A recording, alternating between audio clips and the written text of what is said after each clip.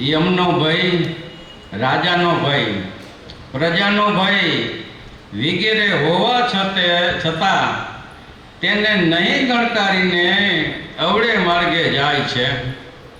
જો ભગવાનનો ભય તો જરાય રાખતો નથી. જો ભગવાનનો ભય રાખે તો બીજા બધાય ભય મટી જાય છે. લ્યો, આપણે કાંઈ પણ અવરું કામ કરતા હોય ને, સમજી લેવું તમારે, ત્યારે અંદરના સાક્ષી બેઠા ને પરમાત્મા હાર ન પાડતા હોય. અંદર બેઠેલા સાક્ષી હાર ન પાડતા હોય. એની બીક ન હોય એટલે આપણે એ બધાય કાર્યો કરી. પણ એની એકની જો બીક હોય તો કે ચોરની બીક ન લાગે, રાજાની બીક ન લાગે, પ્રજાની બીક ન લાગે, લૂંટારોની બીક ન લાગે. શું કામ ને આપણું અવરો કાર્ય કરવું નથી તો ક્યાંથી બીક લાગે? માટે એક કાયમ ભગવાનની બીક રાખજો કે ભગવાન, હે પરમાત્મા, હું તમારે શરણ થયો છું. તમારે એકની બીક છે કે હું અવરે માર્ગે નહીં જાઉં. અવરે માર્ગે જાય તો મારું જે છે એ બધું ખલાસ થઈ જઈશ. આજે કોઈ એમ કે અવરે માર્ગે જઈને કોઈ સુખી થયો એવું કોઈ સાંભળ્યું? કોઈ ઘણા કે બોલો બહુ પીતો તો ને આટલા બરબાદ થઈ ગયો છે. આ બધા દુર્ગુણો છે ને. કેમાં ખલાસ થયો? તો કે પીવામાં. ઓલો કે શેમાં ખલાસ થયો? તો કે એ જુગારમાં. ઓલો તો કે અલે દાણ ચોરી કરતો તો એમાં ખલાસ થઈ ગયો. લ્યો, એ સારા માર્ગ નથી. કદાચ થોડાક સમય સારું લાગ્યું હોય પણ છેલ્લું ફળ તમે જુઓ એટલે એ નકામું થઈ ગયું છે. એટલે મહારાજ કે અમારી બીક, ભગવાનની બીક કાયમ રાખજો કે મારા હૃદયમાં ભગવાન બેઠા છે એને ગમતું કરવું. કારણ કે બાકી બધા આહારના કે પીણાના નિષેધ બહુ થાય એવો અત્યારે સમય રહ્યો નથી. નહીંતર ઘણાને સારું ન લાગે. પણ એ આપણે હોય કદાચ ને કોઈને કાંઈ તીખા તમતમતા કે મારે જે નિષેધ કર્યા હોય એવા કે પદાર્થો, તો એનું અનુસંધાન રાખી ત્યાગોનો પ્રયત્ન કરવો. કાં સત્પુરુષના યોથા કરીને કરવો, પણ આગ્રહ તો રાખવો.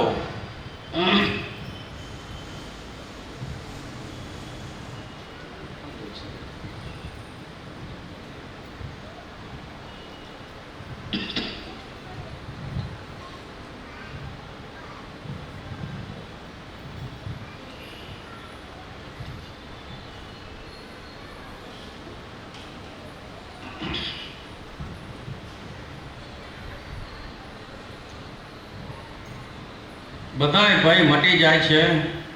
સૂર્ય ચંદ્રને ગ્રહણ લાગે પણ પાછા શુદ્ધ થઈ જાય છે. સૂર્ય ચંદ્ર ગ્રહણ એટલે ગ્રહણમાં ઘેરાઈ જાય છે પણ પાછા એમાંથી મુક્તિ મેં લઈ લઈએ છીએ. ઘેરાઈ જાય તો ભગવાનના ભક્તને વ્યવહાર વળગે પણ નિર્લેપ અને શુદ્ધ થઈ જાય છે. કેમ થઈ જાય? વ્યવહાર વળગો છે પણ શુદ્ધ થવું તો કેમ થઈ જાય? આ બધાય આપણે બેઠા છે અને બધાયને ખબર છે અને આગળ એ આવી ગયો કે સંસાર વિટમણ વાળો છે, એમાં થાય એવું નથી. એ રીત વાત બધી થાય છે. તો મહારાજ કહે આપણને એમાંથી શુદ્ધ કરવા માટે સાંજ સવાર દોષો કાંઈ લાગે, જેના મોટા જીવજંતુ મળે, બીજું ત્રીજું થાય, પણ સાંજે એ નિમિત્તની 5, 10, 15 માળા ફેરવવી, ભગવાનને પ્રાર્થના કરવી, ધૂપ દીપ ઘરે કરવા અને ભગવાનનો થોડોક અભ્યાસ કરવો કે કાંઈક ભગવાનને આપણે લખ્યું છે તો વાંચીને ચિંતન કરીને આપણે અંદર ઉતારી આવું ભગવાન પાસે જો કરવા માંડે તો એ જે કંઈ નાના મોટા રોજના પાપ લાગ્યા હોય એ રોજના રોજ સાફ થતા જાય. વેપારીની ઘરે તમે નામું કરો એમ થાય કે હવે કાલ દઈશું, પરમ દઈશું, એમ કરતાં કરતાં મહિના દીનું ભેગું થઈ જાય. પછી આકરું કેવું લાગે કે ન લાગે? મહિના દીમાં ન દે તો એમ કરતાં કરતાં વરાનું થઈ જાય. પછી ક્યાંય ભેગું થાય? ક્યાંય ન ભેગું થાય. ચડી ગયું, ઢગલો થઈ ગયો વેપારીને ત્યાં. હવે કેમ આ દેવું લેણું? પણ રોજે રોજનું જેટલું હોય એટલું લેતા હોય ને એટલું કરતા હોય તો એ કોઈ લેણામાં દબાય નહીં. એ મારે કે આપણે કોઈ એમ કહીએ કે હવે મારે એ છેલ્લે કરવું છે તો એમ નહીં થાય, પણ રોજે રોજ કરવું. ધૂપ દીપ નૈવેદ્ય કીર્તન ઘરે બેઠા બેઠા કાયમ ને કરું ગમે તે પ્રવૃત્તિ કરતા હોય, કોઈ મશીનનું કામ કરતા હોય, કોઈ બીજી ઘણી ગૃહુદ્યોગ કરતા જ હોય, ભગવાનના કીર્તન બોલવા, ટીવીમાં આ મોબાઈલ અત્યારે થઈ ગયા એટલે કાનમાં સાંભળવા કે ઓલું સાંભળીને એવું ન સાંભળવું, પણ ભગવાન સ્વરૂપ શબ્દથી સાંભળવું. કારણ કે ઘણું બહુ બધું એમાં સાંભળવાનું જે અત્યારે આવે છે અને જોવાનું આવે છે, પણ ભગવાનનું સાંભળવું ભગવાનનું કરવું તો અંતકરણ શુદ્ધ રહે, મલિનતા ન આવે, તો જાજુ પાપ કે દોષ લાગે નહીં, એ શુદ્ધ થતા વાર ન લાગે. એટલે મારે આવો અભ્યાસ આપણને શીખડાયો છે કે આવું કરવું. જો આવું કરશો તો મારે જે છેલ્લામાં જે આગળ વચન આવ્યા કે હું મારા ધામમાં તમને લઈ જઈશ, પણ આપણે લેણું કરીને દબાઈ ગયા હોય તો પછી આપઘાત કરવો પડે ને. ઘણાને કરે છે ને, કરજો એવો થઈ ગયો તો શું કરે છે? પછી જમના દૂતો આવે, પાપના ઢગલા થઈ ગયા, પછી એ આપઘાત જ કહેવાય ને, મુક્તિ થઈ કહેવાય? જમના દૂતો એ આત્મહત્યા જ કહેવાય. માટે કે એ ટાણું નથી આવવા દેવો. આપણે સાત્વિક વૃત્તિથી જીવી અને ભગવાન સ્વરૂપ સંબંધી જ્ઞાન કરી અને જે ભગવાનને આપણે ઉપદેશ આપ્યો છે, સત્પુરુષોએ જે ઉપદેશ આપ્યો છે એનું અનુસંધાન કરી ભજન કરવું છે, આવું નક્કી રાખી દેવું. લાગે છે પણ પછી શુદ્ધ થઈ જાય છે. ભગવાનના ભક્તને વ્યવહાર વળગે પણ નિર્લેપ અને શુદ્ધ થઈ જાય છે. આ જીવ પોતાનું કયું સંતને કરાવે છે, પણ જો પોતે સંતનું કયું કરવા માંડે તો સંત જેવો શુદ્ધ અને નિર્દોષ થઈ જાય છે. વાત સાચી છે. આ ભક્તોની અભ્યર્થના જ્યાં પડી છે ને એની અંદર આપણે ભક્તના પત્ર વાંચીને તો ત્યાં આપણે એમ જ થાય કે આપણે ભગવાનને જ કામ કરાવ્યું છે. ઘણા બધા પત્રો છે. આ આપણે ઉચ્ચ કોટીના જ્ઞાનમાં જે આપણે ઉતર્યા છે અત્યારે, ઓલું બધું દુઃખ ટાળવાનું હતું કે ભગવાન મારે આવી તકલીફો છે, આવી તકલીફ. આ ભક્તોની અભ્યર્થના એટલે પ્રાર્થના. ભક્તોએ મહારાજે પત્રમાં આવી પ્રાર્થનાઓ ઘણી બધી લખી છે. અનંત પ્રકારની પ્રાર્થનાઓ છે. જેને જે કંઈ દુઃખ હતું ને, શરીરના, પિતૃના કે જે કંઈ થયું એ વ્યવહારના, એ બધા દુઃખના નિવારણ માટે મહારાજને પત્રમાં લખતા અને મહારાજ એનું નિવારણ એને આપતા. અરે ત્યાં લગીની વાત છે કે એક હરિભગતને એક ગુમણું થયું વિદેશમાં ગુમણું થયું. પણ એ ભગવાનના ભક્તો ન હતા. ભગવાન પાસે જે કાંઈ કેવું ખુલાસે મા બાપ પોતાના દીકરો એની માને જેમ કહે કે બાપને જેમ વાત કરે એમ એવી રીતે રહેતા. કે મને મહારાજ બેહાણીએ ગુમણું થયું છે અને બહુ પીડા થાય છે, તો હવે મને મટાડ, મારે એના માટે શું કરવું? હવે એ કોઈ વાત છે? ડૉક્ટર પાસે આવી તો થાય ને, હે મટાડે ને. પણ પત્ર લખ્યું એટલે આશીર્વાદ મગાવ્યા. મહારાજે વળતો ઉત્તર 8મે દી આવી ગયો ને એમાં લખેલ છે જોખું કે જખમે રોજ નામનો મલમ આવે છે એ લગાડજો અને આ પ્રસાદી ગુલાબ પાંખડીઓ જે છે તે ખાજો, મટી જઈશ. આવડો લ્યો, ક્યાં ભગવાનને ક્યાં આપણે કેવું માગીએ છીએ, પણ છતાંય આપણી પ્રાર્થના સ્વીકારી અને ભગવાન આપણનું દુઃખ કાઢે છે. એક વખત બેઠા હતા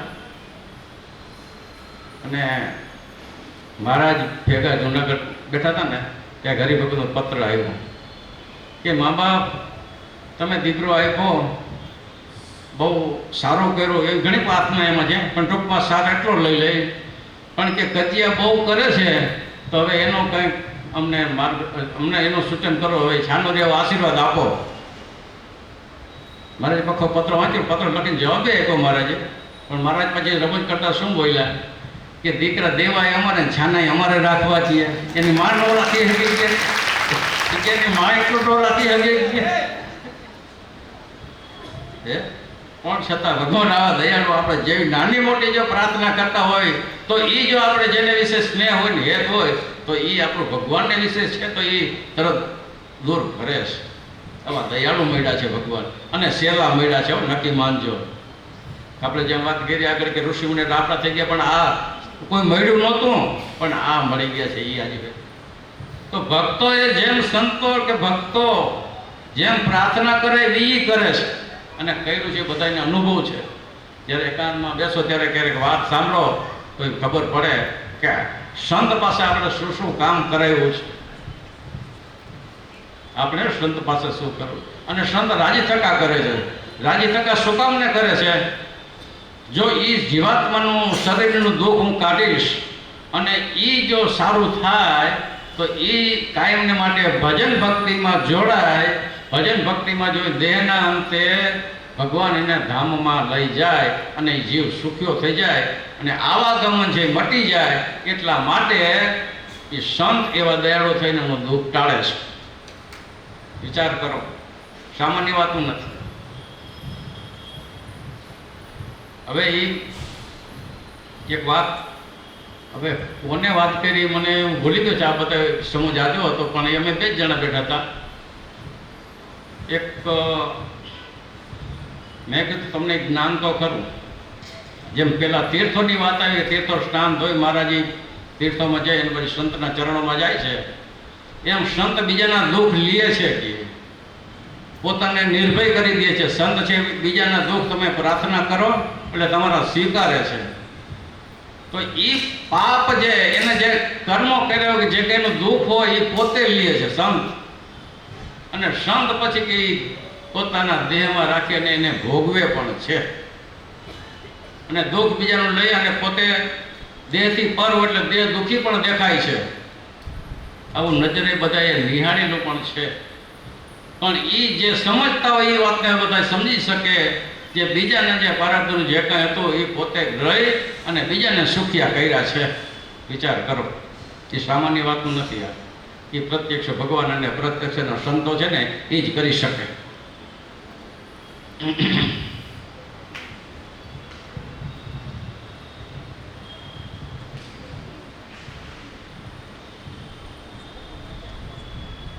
નિર્લેપ અને શુદ્ધ થઈ જાય છે. આ જીવ પોતાનું કયું સંતને કરાવે છે, પણ જો પોતે સંતનું કયું કરવા માંડે તો સંત જેવો શુદ્ધ થઈ નિર્દોષ થઈ જાય છે. ભલે લંગડો હોય પણ જો ભગવાનના માર્ગે ચાલે તો તે પગવાળો જ છે એમ જાણવું. રાજા રાજગાદી ભોગવે પણ તેને છેવટે જમના દૂતો લઈ જાય તો તેમણે રાજ્ય કરીને શી કમાણી કરી. પુણ્ય કરીને ઇન્દ્રાદિક દેવના સ્વર્ગને પામ્યો પણ અંતે 184 તો ફરવામાં રહ્યું.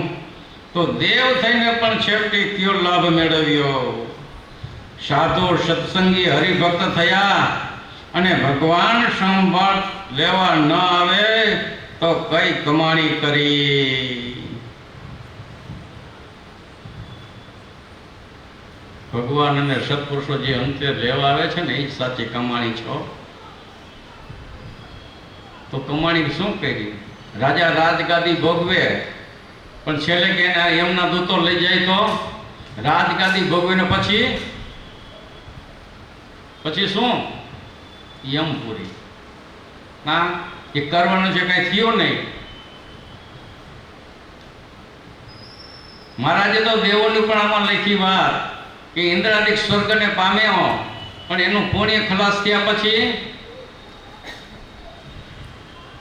એને આ મૃત્યુ લોકની અંદર આવવું પડે છે, પાછું પુણ્ય કમાવવું પડે છે, પાછી પ્રાપ્તિ કરવી પડે છે. પણ જેવો આ ભગવાન સર્વોપરી મળ્યા છે અને એને ભજીને જે પાર પામ્યા છે એના માટે આવાગમન મટી ગયું છે અને ભગવાન અંતે દર્શન દઈ અને ધામમાં લઈ જાય છે. કેટલા ભક્તોને એવા જેને દર્શન થયા છે. મને આજે કાલે જ એ વાત મળી કે જયાબેન, આપણે આ કેશવી ભગતના ઘરવાળા આજે કેટલા વર્ષથી ખબર નથી, કંઈ 20 વર્ષથી આવે કે કેટલા, કે ધામમાં ગયા ત્યારે મહારાજે કે 3 ઠેકાણે એવા દર્શન દીધા કે ભગવાન રથ લઈને ક્યાં આવ્યા છે, ક્યાંય કાંઈ લઈને આવ્યા છે અને દર્શન હું જાઉં છું એમ કહીને કે ગયા છે. તો એ અંત સમયનું જે ટાણું હતું તે કમાણી કરી કહેવાય. જીવન આકારની શું કર્યું કહેવાય? કમાણી કરી કહેવાય. શું કામ? એમને વહી જાય તો કોઈ માને નહીં, પણ એ ભગવાને આવા દર્શન દઈને બીજાને કીધું કે હું ત્યાં તેડવા જાઉં છું અને તેડીને ગયા. એ પણ ઘણાને એવા દર્શન થયા પછી જ્યારે જ્યારે જે કોઈ ભેગા બેહીને મળ્યા વાતો કરી ત્યારે કે આ મને થયા ઓલા કે મને થયા. તો મહારાજ કે આવી કમાણી અને ભગવાને કેટલાય ભક્તોની છે. એ તો આપણે જે બે ચારનું નામ કે અત્યારે જ લઈ છે. હમણાં 2 દી પહેલાં આપણે ગાથા ભગતની વાત કરી હતી. એવા તો અનંત છે. પૂનાની અંદર ઉદ્ધવજીભાઈ કરીને છે, એમના ભાઈ હતા લાલજીભાઈ. એને મોટો રોગ હતો, પણ ભગવાન પાસે જામનગર જે તે વખતે હતા, મહારાજ પાસે ગયા, મહારાજને પ્રાર્થના કરી, મહારાજ આ ભગતનું આમ છે, હજી અમને એનું ઘરવાળું લગ્ન કર્યા છે, પણ મહારાજ કે આયુષ નથી.